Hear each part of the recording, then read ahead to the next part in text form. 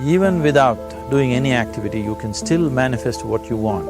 If you organize these 4 dimensions in one direction and keep it unwavering in that direction for a certain period of time, now he believes Shiva will do it for him and it will happen. So is Shiva going to come and build your house? No, I want you to understand, God will not lift his little finger for you. What has not happened till now on this planet can happen tomorrow. Human beings are capable of making it happen tomorrow.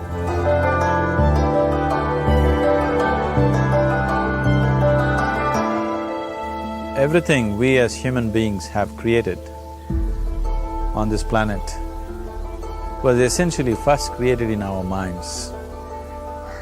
All that you see, which is human work on this planet, first found expression in the mind, then it got manifested in the outside world. The wonderful things that we have done on this planet and the horrible things that we have done on this planet, both have come from the human mind.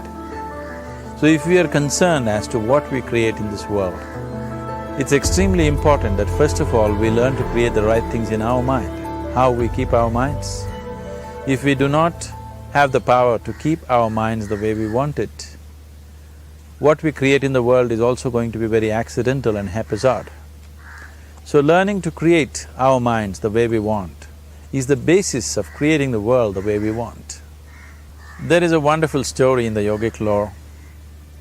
On a certain day, a man took a walk. He went for a long walk. Accidentally, unawares, he walked into paradise. Fortunate, isn't he? He just took a walk and he landed up in paradise. After this long walk, he felt little tired. So he thought, oh, I'm tired, I wish I could rest somewhere. He looked around, there was a nice tree, underneath which there was very cushiony grass. So it was inviting. He went and put his head down there and slept. After a few hours he woke up, well rested, and he thought, oh, I'm well rested, but I'm feeling hungry, I wish I had something to eat. And he thought about all the nice things that he ever wanted to eat in his life. And instantly, all those things appeared in front of him. You need to understand, there the service is like that. Hungry people don't ask questions. Food came and he ate. Stomach became full. Then he thought, oh, my stomach is full, I wish I had something to drink. All the nice things that he ever wanted to drink, he thought about it and all of them just appeared in front of him. Drinking people also don't ask questions, so he drank. Now with a little bit of alcohol in him, you know Charles Darwin told you, all of you are monkeys, your tail fell away. Not me, Charles Darwin told you that you were all monkeys and your tail fell away and then you became human. Yes, definitely the tail fell away. But the monkey, in yoga, we always refer to an unestablished mind as Markata, which means a monkey. Why we are referring to the mind as a monkey is, what are the qualities of a monkey? One thing about a monkey is, it's unnecessary movement. And another thing about the monkey is, if I say you're monkeying somebody, what does it mean? Imitation. Monkey and imitation have become synonymous. So these two essential qualities of a monkey are very much the qualities of an unestablished mind. Unnecessary movement, you don't have to learn it from the monkey, you can teach it to the monkey. And imitation is full-time job of the mind. So when these two qualities are on, a mind is referred to as a monkey. So this monkey became active within him. He just looked around, thought, what the hell is happening here? I asked for food, food came. I asked for drink, drink came. There must be ghosts around here. and ghosts came. Oh, the ghosts have come, they're going to surround me and torture me, he thought. Immediately the ghosts surrounded him and started torturing him. Then he started screaming in pain and said, oh, they're going to kill me, and he died. Just now he said he's a fortunate being. The problem is he was sitting under a kalpavriksha or a wishing tree. He asked for food, food came, he asked for drink, drink came, he asked for ghost, ghost came, he asked for torture, torture came, he asked for death, death happened. Now don't go looking for these kalpavrukshas in the forest. You can barely find a tree these days. A well-established mind, a mind which is in a state of samyukti, is referred to as a kalpavriksha. If you organize your mind to a certain level of organization, it in turn organizes the whole system. Your body, your emotion, your energies, everything gets organized in that direction. Once all these four dimensions of you, your physical body, your mind, your emotion and the fundamental life energies are organized in one direction, once you are like this, anything that you wish happens without even lifting a little finger actually. It would help to assist it with activity, but even without doing any activity, you can still manifest what you want if you organize these four dimensions in one direction and keep it unwavering in that direction for a certain period of time. Right now the problem with your mind is, every moment it is changing its direction. It is like you want to travel somewhere and every 2 steps if you keep changing your direction, the question of you reaching the destination is very remote unless it happens by chance. So, organizing our minds and in turn organizing the whole system and these 4 basic dimensions of who you are right now in one direction, if you do this, you are a kalpavruksha yourself. Anything that you wish will happen. But right now, if you look at your lives, everything that you have wished for till now, if it happens, you have finished. Everything and everybody that you have desired for, if all of that lands up in your house today, could you live with that? Once we're empowered like this, it's very important that our physical action, emotional action, mental action and energy actions are controlled and properly directed. If it is not so, we become destructive, self-destructive. Right now, that is our problem. The technology, which is supposed to make our life beautiful and easy, has become the source of all the problem that we are destroying the very basis of our life, which is the planet. So what should have been a boon, we are making a curse out of it. What has brought incredible levels of comfort and convenience to us in the last 100 years or so has also become a threat to our life simply because we are not conscious action, we are in a compulsive state of action. So organizing our minds fundamentally means moving from a compulsive state of activity to a conscious state of activity. You might have heard of people for whom they asked for something and beyond all expectations it came true for them. Generally this happens to people who are in faith.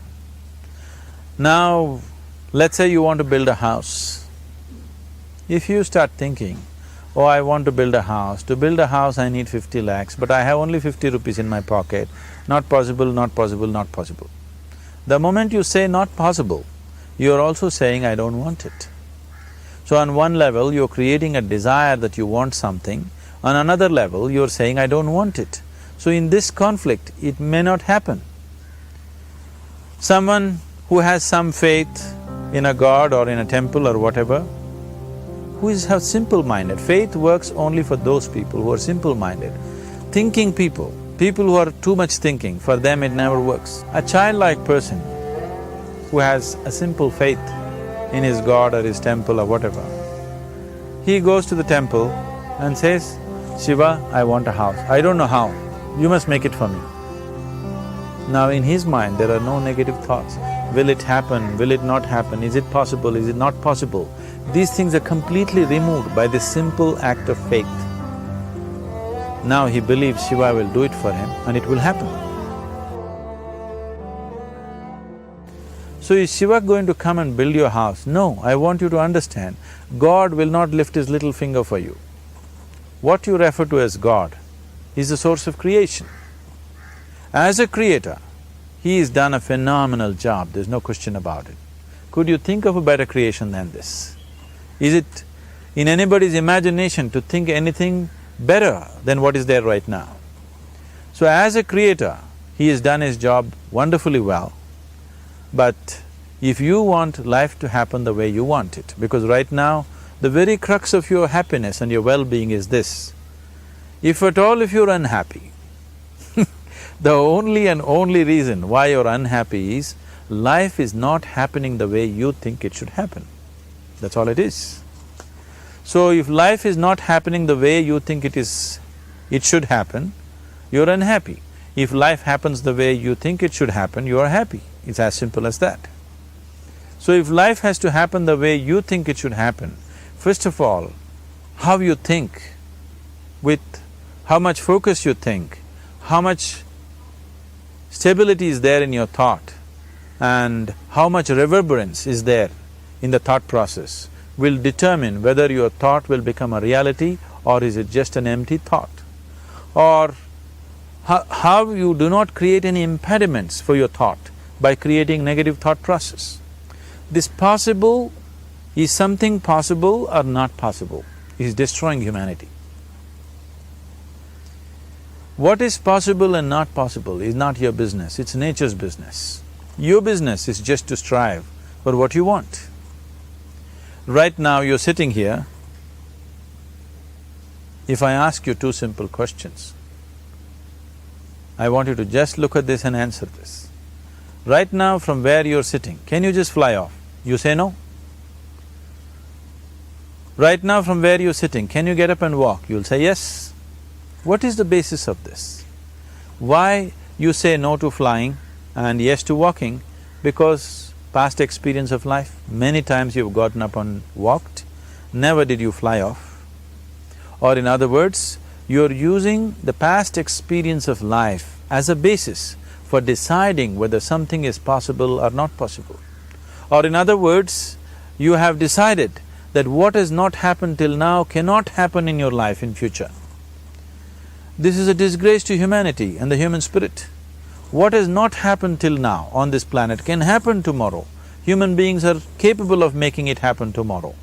So what is possible and what is not possible is not your business. That is nature's business. Nature will decide that. You just see what is it that you really want and strive for that. And if your thought is created in a powerful way, without any negativity, without any negative thoughts bringing down the intensity of the thought process, the first and foremost thing is you must be clear what is it that you really want. If you do not know what you want, the question of creating it doesn't arise. If you look at what you really want, what every human being wants is, he wants to live joyfully, he wants to live peacefully. In terms of its relationships, he wants it to be loving and affectionate. Or in other words, all that any human being is seeking for is pleasantness within himself, pleasantness around him. This pleasantness, if it happens in our body, we call this health and pleasure. If it happens in our mind, we call this peace and joy. If it happens in our emotion, we call this love and compassion. If it happens in our energy, we call this blissfulness and ecstasy. This is all that a human being is looking for. Whether he is going to his office to work, he wants to make money, build a career, build a family, he sits in the bar, sits in the temple, he is still looking for the same thing. Pleasantness within, pleasantness around. If this is what we want to create, I think it's time we addressed it directly and commit ourselves to creating it. So you want to create yourself as a peaceful human being, joyful human being, loving human being, a pleasant human being on all levels. And do you also want a world like this? A peaceful world, a loving world, a joyful world? No, I want greenery, I want food. When we say a joyful world, that means everything that you want has happened. So this is all that you're looking for. So all that you need to do is commit yourself to creating it, to create a peaceful, joyful and loving world, both for yourself and everybody around you. Every day in the morning, if you start your day with this simple thought in your mind, that today, wherever I go, I will create a peaceful, loving and joyful world. If you fall down 100 times in the day, what does it matter? For a committed man, there is no such thing as failure. If you fall down 100 times, 100 lessons to be learnt.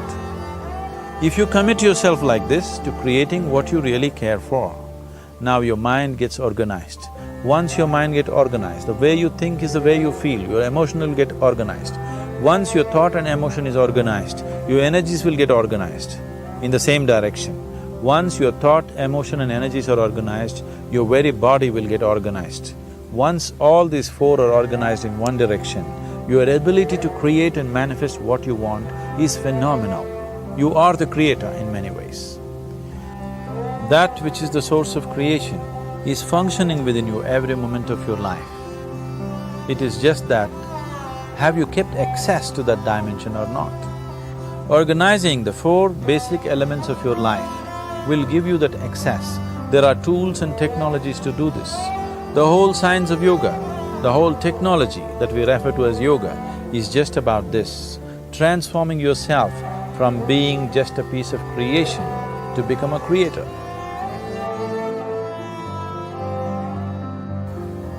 It is my wish and my blessing that every human being in this world should have this access to the source of creation within himself so that he can function here as a creator, not just as a piece of creation.